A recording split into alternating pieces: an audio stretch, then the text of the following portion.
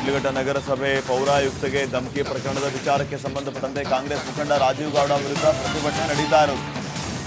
ಸ್ಥಳಕ್ಕೆ ಬಂದು ಕ್ಷಮೆ ಯಾಚಿಸಬೇಕು ಅಂತ ಆಗ್ರಹಿಸ್ತಾ ಇದ್ದಾರೆ ಪೌರ ಕಾರ್ಮಿಕರು. ಅಧಿಕಾರಿಗಳು ಕೂಡ ಪ್ರತಿಭಟನೆ ಕೂತಿದ್ದಾರೆ.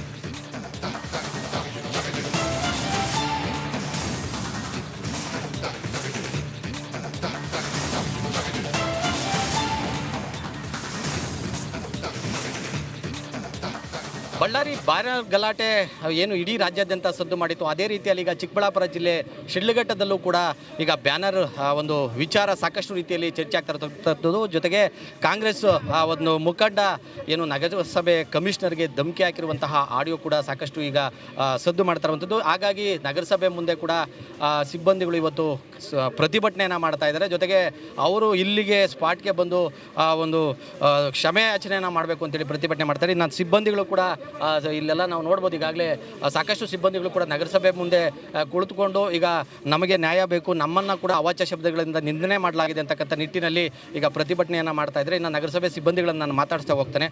ಸರ್, ಏನು ಈ ಆಡಿಯೋದಲ್ಲಿ ಈ ರೀತಿಯಾದ ಒಂದು ಪದ ಬಳಕೆಯನ್ನು ಮಾಡುವಂಥದ್ದು ಎಷ್ಟರ ಮಟ್ಟಿಗೆ ಸರಿ, ಜೊತೆಗೆ ಇದನ್ನು ಯಾವ ರೀತಿ ಖಂಡಿಸ್ತೀರಿ, ನಿಮ್ಮ ಹೋರಾಟ ಯಾವ ರೀತಿ ಇರುತ್ತೆ? ಸರ್, ಯಾವುದೇ ರೀತಿ ಈ ಥರ ನೌಕರರಿಗೆ ಮಾತಾಡಬಾರ್ದಾಗುತ್ತೆ. ಅವ್ರು ಮಾತಾಡಿದ್ದು ತುಂಬ ನಮಗೆ ನೋವಾಗ್ತಾ ಇದೆ. ಸೂಳೆ ಮಕ್ಕಳು ಅನ್ನೋ ಪದ ಬಳಸಿದ್ದಾರೆ. ಅವರು ಬಂದು ಇಲ್ಲಿ ಕ್ಷಮೆ ಇದು ಮಾಡಬೇಕು, ಮತ್ತು ಅವ್ರನ್ನ ಬಂಧಿಸಬೇಕು, ಕೂಡಲೇ ಗಡೀಪಾರು ಮಾಡಲೇಬೇಕಾಗುತ್ತೆ ಸರ್. ನಮ್ಗೆ ತುಂಬ ನೋವಾಗ್ತಾ ಇದೆ. ಯಾಕಂದರೆ ಸಾರ್ವಜನಿಕರ ಕೆಲಸ ಕಾರ್ಯಗಳನ್ನ ನಾವು ಮಾಡ್ತೀವಿ. ಸ್ವಚ್ಛತೆ ಆಗಲಿ, ನೀರಿಂದಾಗಲಿ, ವಿದ್ಯುತ್ ದೀಪ ಆಗಲಿ, ಇವೆಲ್ಲ ನಾವು ಇದು ಮಾಡಬೇಕಾದ್ರೆ ನಾವು ಈ ಥರ ಕೀಳ್ಮಟ್ಟ ಕೆಲಸ ಮಾಡ್ತಾ ಇದ್ದೀವಿ ಅಂದ್ಕೊಂಡು ಅವರು ಈ ಥರ ಬೈಯೋದು.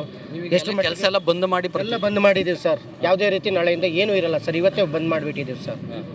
ಯಾಕೆ ಅದು ಆ್ಯಕ್ಚುಲಿ ಏನು ಬ್ಯಾನರಲ್ಲಿ ಕಟ್ಟಲಾಗಿದೆ, ಇದು ಯಾವ ರೀತಿ ತೊಂದರೆ ಆಗ್ತಾ ಇದೆ ಸರ್? ಈವೆಂಟ್ದು ಬ್ಯಾನರ್ ಕಟ್ಟಿದ್ರು, ಅದೇನೋ ಬಿದ್ದೋಗ್ತಾ ಇದೆ ಅಂತ ಹೇಳ್ಬಿಟ್ಟು, ಮತ್ತು ವೆಹಿಕಲ್ಸು ಅಡ್ಡವಾಗಿ ಬರುತ್ತೆ, ಅದು ಕಾಣೋದಿಲ್ಲ, ಆಕ್ಸಿಡೆಂಟ್ ಆಗೋ ಸಂಭವ ಇರುತ್ತೆ ಅಂತ ಹೇಳ್ಬಿಟ್ಟು ತೆಗೆಸಿ ಪಕ್ಕಕ್ಕೆ ಇಟ್ಟಿದ್ದೀವಿ.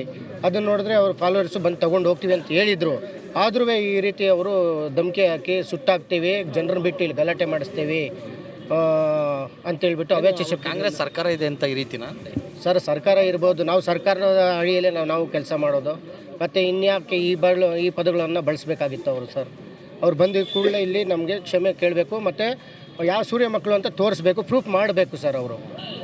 ಅಲ್ಲಿವರೆಗೂ ನಿಮ್ಮ ಹೋರಾಟ ನಿಲ್ಲಿಸಲ್ಲ, ಯಾವುದೇ ಕೆಲಸ ಕಾರ್ಯಗಳು ಬಂದ್ ಮಾಡಿ ಎಲ್ಲ ಸ್ಥಗಿತ ಆಗುತ್ತೆ ಸರ್. ಯಾವುದು ಸ್ವಚ್ಛತೆ ಆಗಲಿ, ನೀರಿಂದಾಗಲಿ ಎಲ್ಲ ಬಂದಾಗುತ್ತೆ ಸರ್. ತುಂಬ ತೊಂದರೆ ಆಗುತ್ತೆ ಸರ್. ಇದು ಏನು ನಗರಸಭೆ ಸಿಬ್ಬಂದಿಗಳು ಹೇಳುವಂಥ ಮಾತು.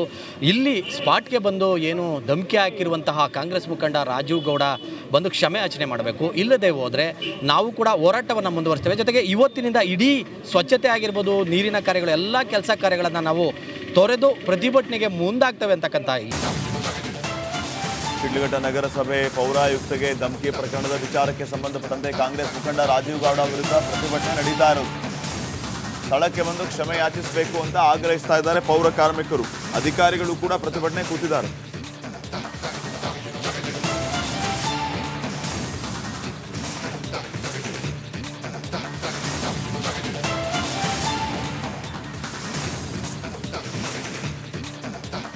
ಬಳ್ಳಾರಿ ಬ್ಯಾನರ್ ಗಲಾಟೆ ಏನು ಇಡೀ ರಾಜ್ಯಾದ್ಯಂತ ಸದ್ದು ಮಾಡಿತ್ತು, ಅದೇ ರೀತಿಯಲ್ಲಿ ಈಗ ಚಿಕ್ಕಬಳ್ಳಾಪುರ ಜಿಲ್ಲೆ ಶಿಡ್ಲಘಟ್ಟದಲ್ಲೂ ಕೂಡ ಈಗ ಬ್ಯಾನರ್ ಒಂದು ವಿಚಾರ ಸಾಕಷ್ಟು ರೀತಿಯಲ್ಲಿ ಚರ್ಚೆ ಆಗ್ತಿರತಕ್ಕಂಥದ್ದು. ಜೊತೆಗೆ ಕಾಂಗ್ರೆಸ್ ಒಂದು ಮುಖಂಡ ಏನು ನಗರಸಭೆ ಕಮಿಷನರ್ಗೆ ಧಮಕಿ ಹಾಕಿರುವಂತಹ ಆಡಿಯೋ ಕೂಡ ಸಾಕಷ್ಟು ಈಗ ಸದ್ದು ಮಾಡ್ತಾ ಇರುವಂಥದ್ದು. ಹಾಗಾಗಿ ನಗರಸಭೆ ಮುಂದೆ ಕೂಡ ಸಿಬ್ಬಂದಿಗಳು ಇವತ್ತು ಪ್ರತಿಭಟನೆಯನ್ನು ಮಾಡ್ತಾ ಇದ್ದಾರೆ. ಜೊತೆಗೆ ಅವರು ಇಲ್ಲಿಗೆ ಸ್ಪಾಟ್ಗೆ ಬಂದು ಒಂದು ಕ್ಷಮೆ ಯಾಚನೆಯನ್ನು ಮಾಡಬೇಕು ಅಂತೇಳಿ ಪ್ರತಿಭಟನೆ ಮಾಡ್ತಾರೆ. ಇನ್ನು ಸಿಬ್ಬಂದಿಗಳು ಕೂಡ ಇಲ್ಲೆಲ್ಲ ನಾವು ನೋಡ್ಬೋದು, ಈಗಾಗಲೇ ಸಾಕಷ್ಟು ಸಿಬ್ಬಂದಿಗಳು ಕೂಡ ನಗರಸಭೆ ಮುಂದೆ ಕುಳಿತುಕೊಂಡು ಈಗ ನಮಗೆ ನ್ಯಾಯ ಬೇಕು, ನಮ್ಮನ್ನು ಕೂಡ ಅವಾಚ್ಯ ಶಬ್ದಗಳಿಂದ ನಿಂದನೆ ಮಾಡಲಾಗಿದೆ ಅಂತಕ್ಕಂಥ ನಿಟ್ಟಿನಲ್ಲಿ ಈಗ ಪ್ರತಿಭಟನೆಯನ್ನು ಮಾಡ್ತಾ ಇದ್ದಾರೆ. ಇನ್ನು ನಗರಸಭೆ ಸಿಬ್ಬಂದಿಗಳನ್ನು ನಾನು ಮಾತಾಡ್ತಾ ಹೋಗ್ತೇನೆ.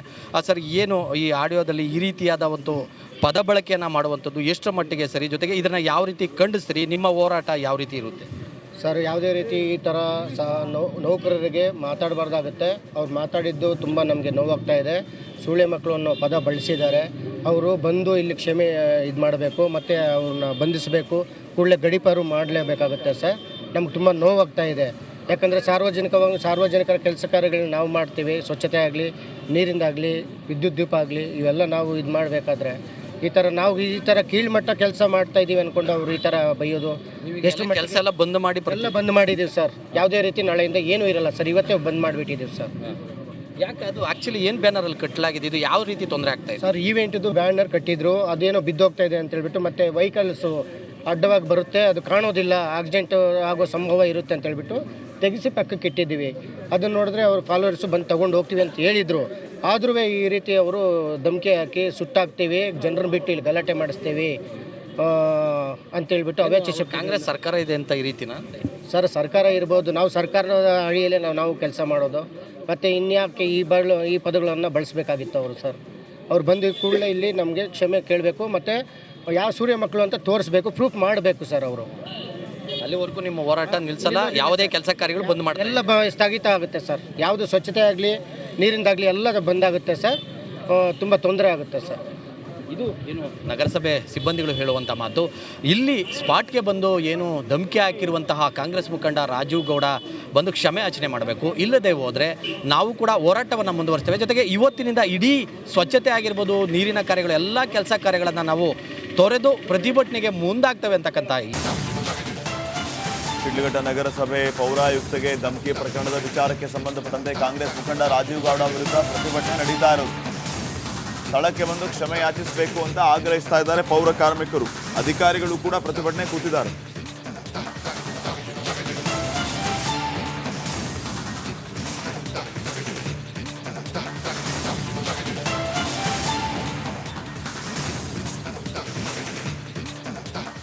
ಬಳ್ಳಾರಿ ಬ್ಯಾನರ್ ಗಲಾಟೆ ಏನು ಇಡೀ ರಾಜ್ಯಾದ್ಯಂತ ಸದ್ದು ಮಾಡಿತ್ತು, ಅದೇ ರೀತಿಯಲ್ಲಿ ಈಗ ಚಿಕ್ಕಬಳ್ಳಾಪುರ ಜಿಲ್ಲೆ ಶಿಡ್ಲಘಟ್ಟದಲ್ಲೂ ಕೂಡ ಈಗ ಬ್ಯಾನರ್ ಒಂದು ವಿಚಾರ ಸಾಕಷ್ಟು ರೀತಿಯಲ್ಲಿ ಚರ್ಚೆ ಆಗ್ತಾ ಇರತಕ್ಕಂಥದ್ದು. ಜೊತೆಗೆ ಕಾಂಗ್ರೆಸ್ ಒಂದು ಮುಖಂಡ ಏನು ನಗರಸಭೆ ಕಮಿಷನರ್ಗೆ ಧಮಕಿ ಹಾಕಿರುವಂತಹ ಆಡಿಯೋ ಕೂಡ ಸಾಕಷ್ಟು ಈಗ ಸದ್ದು ಮಾಡ್ತಾ ಇರುವಂಥದ್ದು. ಹಾಗಾಗಿ ನಗರಸಭೆ ಮುಂದೆ ಕೂಡ ಸಿಬ್ಬಂದಿಗಳು ಇವತ್ತು ಪ್ರತಿಭಟನೆಯನ್ನು ಮಾಡ್ತಾ ಇದ್ದಾರೆ. ಜೊತೆಗೆ ಅವರು ಇಲ್ಲಿಗೆ ಸ್ಪಾಟ್ಗೆ ಬಂದು ಒಂದು ಕ್ಷಮೆ ಯಾಚನೆಯನ್ನು ಮಾಡಬೇಕು ಅಂತೇಳಿ ಪ್ರತಿಭಟನೆ ಮಾಡ್ತಾರೆ. ಇನ್ನು ಸಿಬ್ಬಂದಿಗಳು ಕೂಡ ಇಲ್ಲೆಲ್ಲ ನಾವು ನೋಡ್ಬೋದು, ಈಗಾಗಲೇ ಸಾಕಷ್ಟು ಸಿಬ್ಬಂದಿಗಳು ಕೂಡ ನಗರಸಭೆ ಮುಂದೆ ಕುಳಿತುಕೊಂಡು ಈಗ ನಮಗೆ ನ್ಯಾಯ ಬೇಕು, ನಮ್ಮನ್ನು ಕೂಡ ಅವಾಚ್ಯ ಶಬ್ದಗಳಿಂದ ನಿಂದನೆ ಮಾಡಲಾಗಿದೆ ಅಂತಕ್ಕಂಥ ನಿಟ್ಟಿನಲ್ಲಿ ಈಗ ಪ್ರತಿಭಟನೆಯನ್ನು ಮಾಡ್ತಾ ಇದ್ದಾರೆ. ಇನ್ನು ನಗರಸಭೆ ಸಿಬ್ಬಂದಿಗಳನ್ನು ನಾನು ಮಾತಾಡ್ತಾ ಹೋಗ್ತೇನೆ.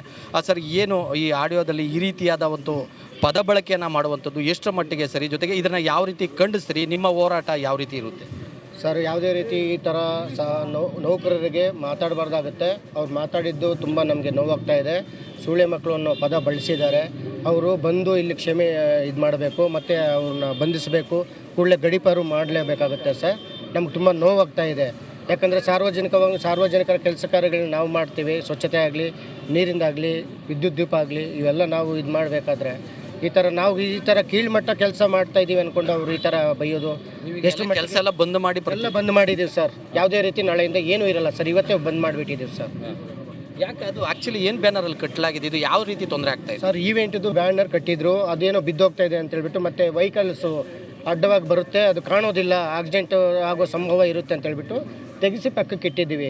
ಅದನ್ನು ನೋಡಿದ್ರೆ ಅವ್ರ ಫಾಲೋವರ್ಸು ಬಂದು ತೊಗೊಂಡು ಹೋಗ್ತೀವಿ ಅಂತ ಹೇಳಿದರು. ಆದ್ರೂ ಈ ರೀತಿ ಅವರು ಧಮಕಿ ಹಾಕಿ ಸುಟ್ಟಾಕ್ತೀವಿ, ಜನರನ್ನ ಬಿಟ್ಟು ಇಲ್ಲಿ ಗಲಾಟೆ ಮಾಡಿಸ್ತೀವಿ ಅಂತೇಳ್ಬಿಟ್ಟು ಅವೇಚ ಕಾಂಗ್ರೆಸ್ ಸರ್ಕಾರ ಇದೆ ಅಂತ ಈ ರೀತಿನ? ಸರ್ ಸರ್ಕಾರ ಇರ್ಬೋದು, ನಾವು ಸರ್ಕಾರದ ಅಡಿಯಲ್ಲೇ ನಾವು ಕೆಲಸ ಮಾಡೋದು, ಮತ್ತು ಇನ್ಯಾಕೆ ಈ ಪದಗಳನ್ನು ಬಳಸಬೇಕಾಗಿತ್ತು ಅವರು. ಸರ್ ಅವ್ರು ಬಂದ ಕೂಡಲೇ ಇಲ್ಲಿ ನಮಗೆ ಕ್ಷಮೆ ಕೇಳಬೇಕು, ಮತ್ತು ಯಾವ ಸೂರ್ಯ ಮಕ್ಕಳು ಅಂತ ತೋರಿಸ್ಬೇಕು, ಪ್ರೂಫ್ ಮಾಡಬೇಕು ಸರ್ ಅವರು. ಅಲ್ಲಿವರೆಗೂ ನಿಮ್ಮ ಹೋರಾಟ ನಿಲ್ಲಿಸಲ್ಲ, ಯಾವುದೇ ಕೆಲಸ ಕಾರ್ಯಗಳು ಬಂದ್ ಮಾಡ್ತಾರೆ? ಎಲ್ಲ ಸ್ಥಗಿತ ಆಗುತ್ತೆ ಸರ್. ಯಾವುದು ಸ್ವಚ್ಛತೆ ಆಗಲಿ ನೀರಿಂದಾಗಲಿ ಎಲ್ಲ ಬಂದಾಗುತ್ತೆ ಸರ್. ತುಂಬ ತೊಂದರೆ ಆಗುತ್ತೆ ಸರ್. ಇದು ಏನು ನಗರಸಭೆ ಸಿಬ್ಬಂದಿಗಳು ಹೇಳುವಂಥ ಮಾತು.